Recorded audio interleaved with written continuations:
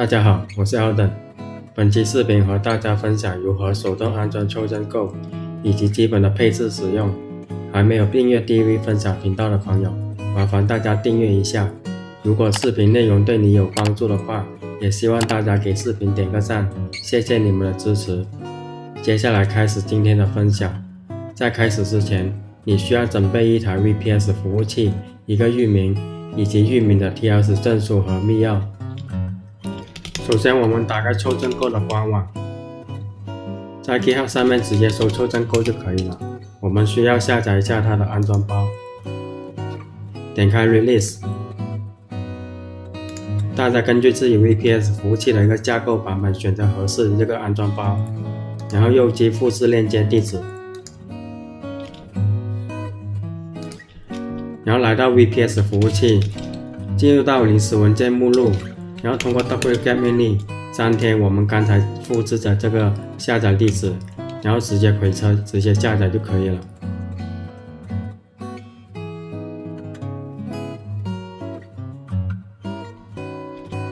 下载完成之后，我们解压一下，通过 N 键命令解压，然后杠 T 参数指定这个解压的目录。我这边解压到当前目录的抽真 Go 的这个目录下面。解压完成之后，我们进入到解压目录下面。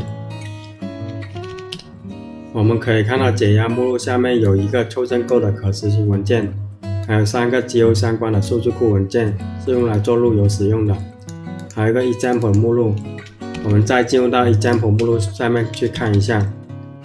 example 目录下面有4个配置文件，分别是客户端的配置文件以及服务端的配置文件。抽真 Go 除了可以使用 JSON 的配置文件格式，还可以使用 YAML 的数据格式。大家可以根据自己喜好去选择使用 JSON 还是使用 YAML。今天我会通过 YAML 这种数据格式给大家演示。下面这2个文件是 systemdaemon 一个配置模板，上面这个模板是一个写使用形式，然后下面这个模板是一种通配这种形式。今天我会通过下面这种通配这种形式给大家演示。接下来我们把抽真 Go 的可执行文件移动到 ESR 的 bin 目录下面，再来创建个配置目录。它默认的 systemdaemon 配置模板是将配置文件放在 etc 下的抽真 Go 目录下的。然后接下来我们把 example 目录下的 server 等 YAML 配置文件移动到配置目录下面。还需要把这2个 GO 的一个数据库文件也移动过去。中间这个文件是一个 GOIP 一个简化版，我们就不需要用到它了。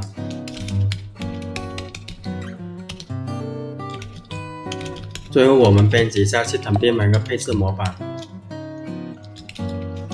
这里的启动用户我把它改为 root 用户，不然日志文件以及正式文件的配置权限才可以。我这里为了方便就直接使用 root 用户来启动了。还需要把这个 JSON 配置文件格式改为 YAML 配置文件格式。前面这里的号i就是通过 systemdaemon 启动的时候传递过来的参数。默认的配置文件名称是 server， 所以我们等会启动的时候需要通过 server 参数名来启动抽真服务。修改完成之后跑程退出。接下来我们把它移动到 systemdaemon 的配置目录下面，-et systemdaemon -system， 然后重新加载一下 systemdaemon 的配置文件，设置一下抽真 Go 的开机启动。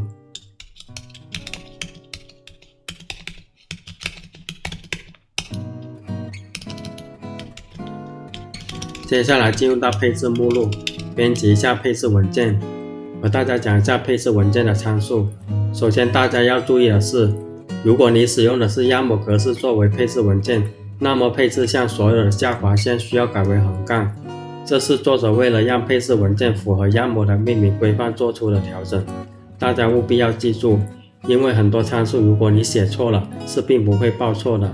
如果你发现你配置了某个参数但是没有生效，那很有可能是你的参数名写错了。当然如果大家不习惯，也可以用回原生的 JSON 格式。润态参数指的是当前运行的类型，现在配置的是服务端，需要指定为 Server， 这里不需要修改。Local Address 和 Local Port 指的是抽整服务绑定的地址和端口，我们一般都是绑定443端口，所以这里也不需要修改。下面的 Remote Address 和 Remote Port 指的是伪装用的 HTTP 服务器的地址和端口。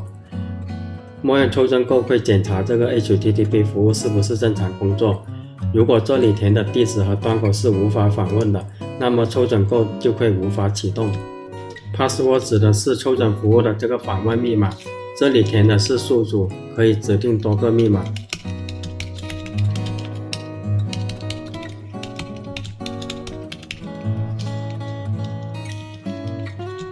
SSL 指的是证书相关的配置， CRT 和 Key 指的是证书和密钥的文件地址。我这边已经提前准备好了，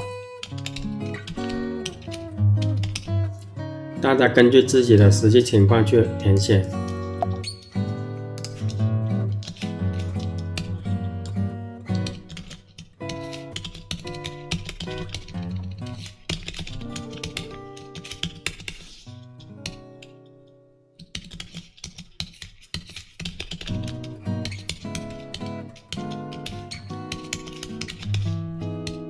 下面的 SNI 指的是你访问的这个域名，我这里也提前把这个域名解析到这台服务器上面了。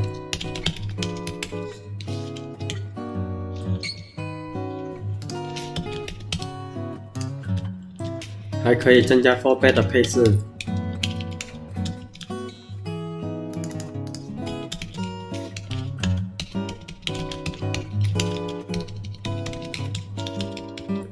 它的作用是当 TLS 握手失败就会重定向到这个地址，可以让你的抽真购服务看起来更像一个正常的 Web 网站。等一下我会和大家演示效果。Root 就是路由的相关配置，服务端只能配置 block 规则，禁止访问指定的 IP 和网站。它这里默认是禁止访问私有 IP， 我这里增加一条禁止访问百度的规则来测试一下。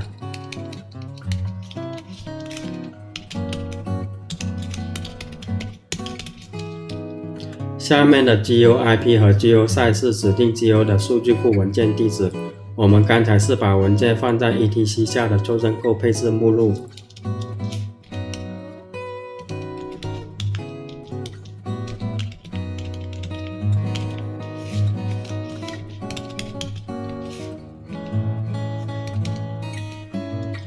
最后可以指定一下日志的输出文件路径以及日志的输出级别。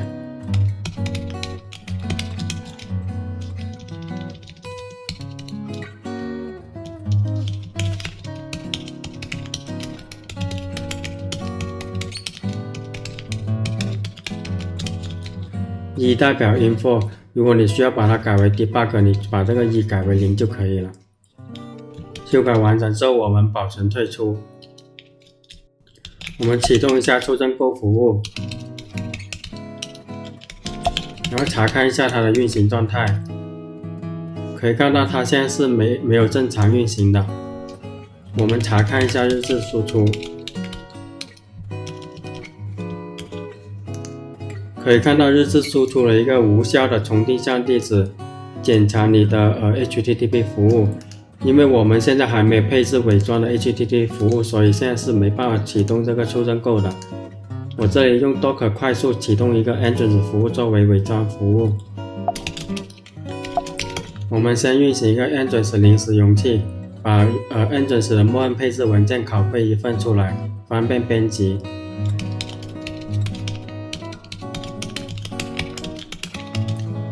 干 D 参数指的是后台守护进程运行，刚刚内指定容器的名称，后面的 Entrance 指的是镜像那个名称。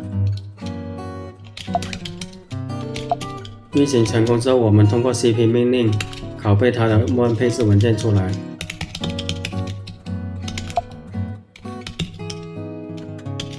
然后进入到这个配置目录，可以看到我们已经把配置文件拷贝出来了。然后停止容器。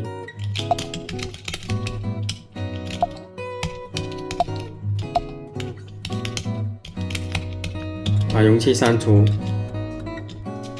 再来重新运行一次。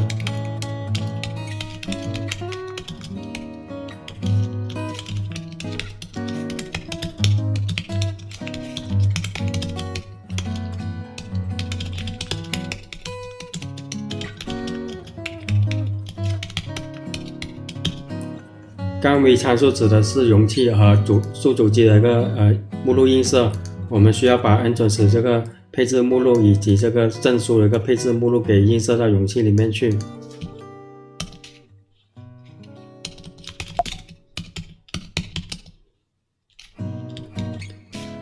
我们编辑一下恩准时默认的配置文件，把不需要的注释可以删掉。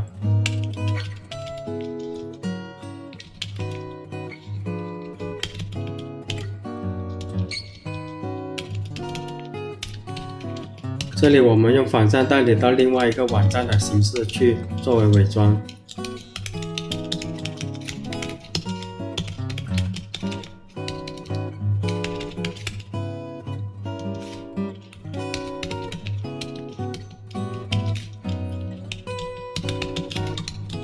还需要把这个 SSL 的跟server net 给启用了。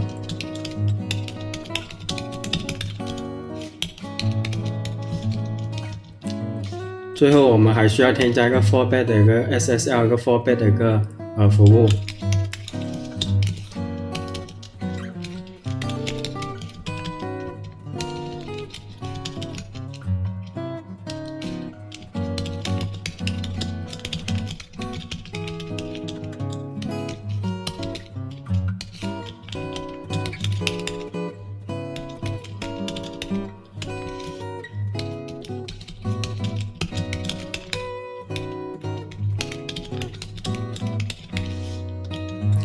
指定这个证书地址，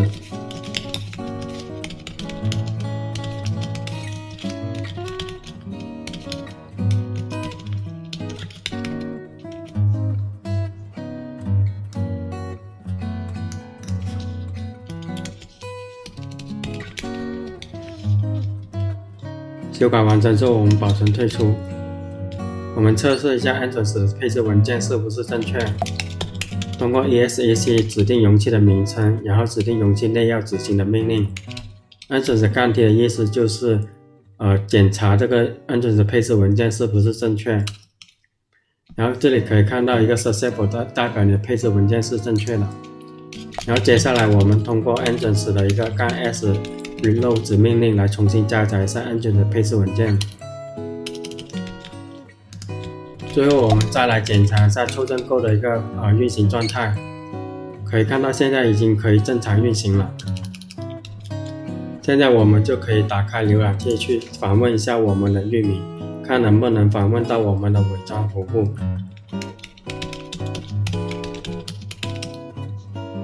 可以看到已经是能正常访问的。现在我们通过 HTTP 请求访问443端口，看能不能 fallback 到恩准时的443服务。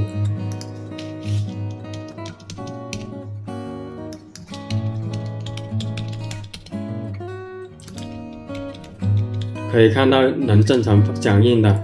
如果我们把 fallback 的配置去掉，这里是不会有响应的。配置 fallback 可以让你的抽证购服务看起来更像一个正常的网站。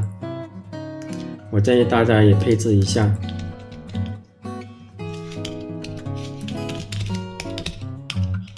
我们现在尝试一下把 fallback 配置给注释掉。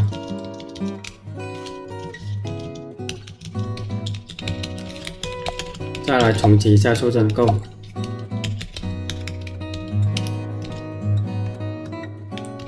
再刷新一下这个网页，我们就可以看到我们这个网页已经无法正常的一个响应了。我们还是把配置还原回来，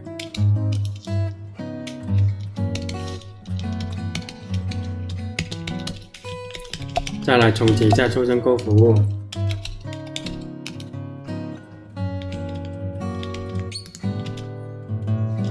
到目前为止，抽证购服务端的基本安装配置已经演示完。接下来我在我的苹果主机上运行抽证购客户端来测试一下是否能够科学上网。首先我们还是去下载一下抽真购的安装包。我这里使用的是 GFW-report 下的一个抽真购版本，和官方的版本不同的是，这个版本的抽真购使用 UTLS 来伪装客户端的 TLS 指纹。大家可以根据自己的需求去选择使用官方的还是第三方的这个抽真购版本。下载一下。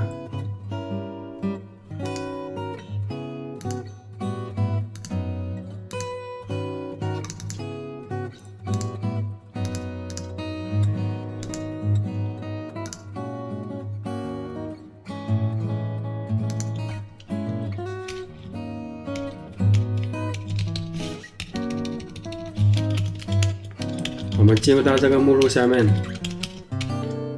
接下来编辑一下客户端的配置文件。我这里同样使用 YAML 格式作为配置文件。上面的 runtime 我这里不需要修改它，因为我们现在是配置客户端，这里使用 Pi 就可以了。然后 local address 和 local port 的话，就是你代理绑定的这个 IP 的端口，这里它绑定是1080端口，我这里也不修改它。然后 remote address 的话，我们需要修改为这个抽真购远程服务的这个访问域名。我们刚才服务端同样也是配置43端口的，这里的密码的话就要跟这个服务端保持一致。我们这里选用其中一个密码就可以了。这里的 SSL 的 SNI 我们需要修改为这个域名。如果这里不填的话，它应该是默认的话取的是 remote address 来作为这个 SNI 的，大家也可以指定一下吧。然后下面的 MUS 的话就是一个多路复用一个配置，它这里启用了。它还有一个 concurrency 的一个参数，就配置这个并发数的，大家也可以去指定一下。它默认的话就是8，我这里把它改为10。它还有一个空闲的一个超时时间，也就是这个链接如果超过1分钟的话，没有使用的话，它就会自动关闭。下面这块就是一个 router 一个路由一个配置了。bypass 的话就是一个直连的配置，它这里的话就是中国的 IP 或是私有 IP 或是中国的一个域名，私有一些网站的话，它都会是直连的。然后这里有个 block 的话就是禁止这些广告的一些类别的一些网站。下面是代理的一个配置，就是非中国 IP 的话就是通过代理，它默认的一个路由策略使用的是 POSIX。然后下面这个 GeoIP 和 GeoSite 的话就指定这个 GeoO 的一个数据库文件。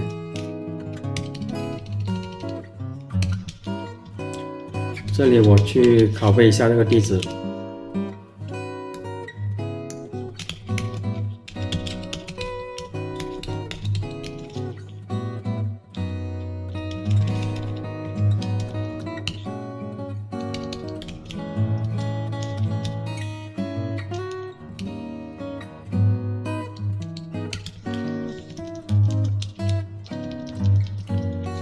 修改完成之后，我们保存退出。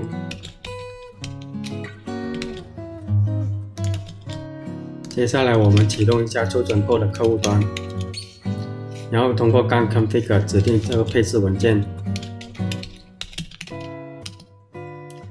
启动成功之后，它会输出一些日志信息，包括一些绑定的 IP 端口。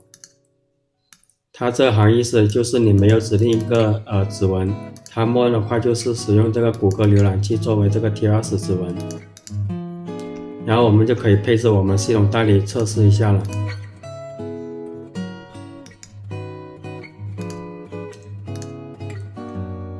勾选这个 HTTP 以及 HTTPS 这个网页代理，填写相关的 IP 和端口。我这里跟我的配置是一样的，所以我这里就不需要修改。然后保存应用，打开谷歌测试一下。可以看到它这里已经有相关一些日志的输出了。网网页也能正常打开了。查看一下 IP， 它的 IP 是 202.95.1.29， 我们查看一下我们服务器的 IP， 可以看到跟我们服务器的 IP 是一致的，证明我们现在的代理已经能正常访问了。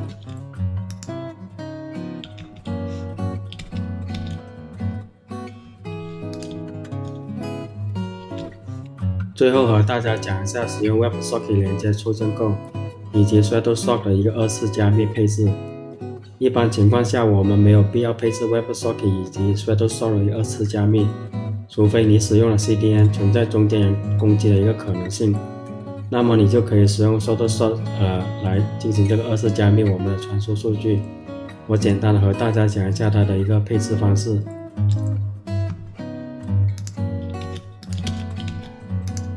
先我们编辑一下服务端的配置文件，增加 WebSocket 一个配置，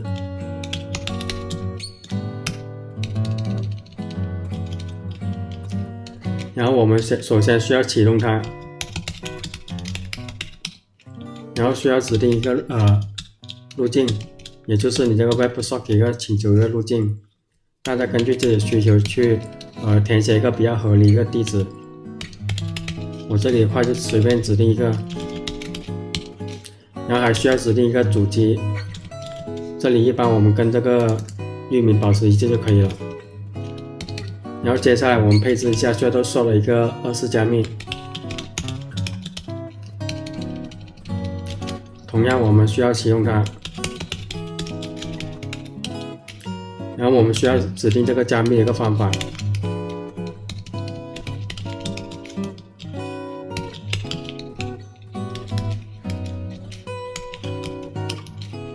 还需要指定一个密码，这里我跟上面拿一个同样的密码下来吧。这样的话我们已经配置完了，把这个配置拷贝一下，同样编辑一下客户端的配置文件，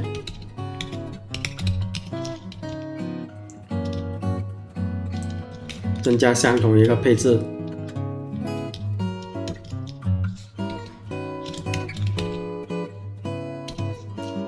我们先重写一下抽真购的一个服务端，要查看一下它的运行状态，没有问题。然后接下来我们再启动一下抽真购的一个客户端，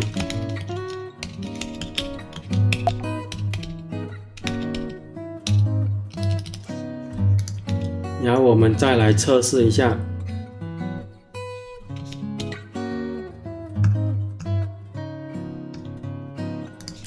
可以看到也是能正常访问的，证明我们的配置已经生效了。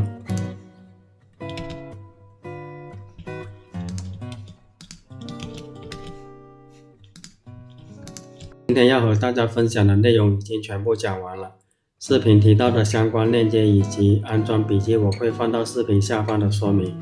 如果大家有任何的问题，欢迎留言讨论。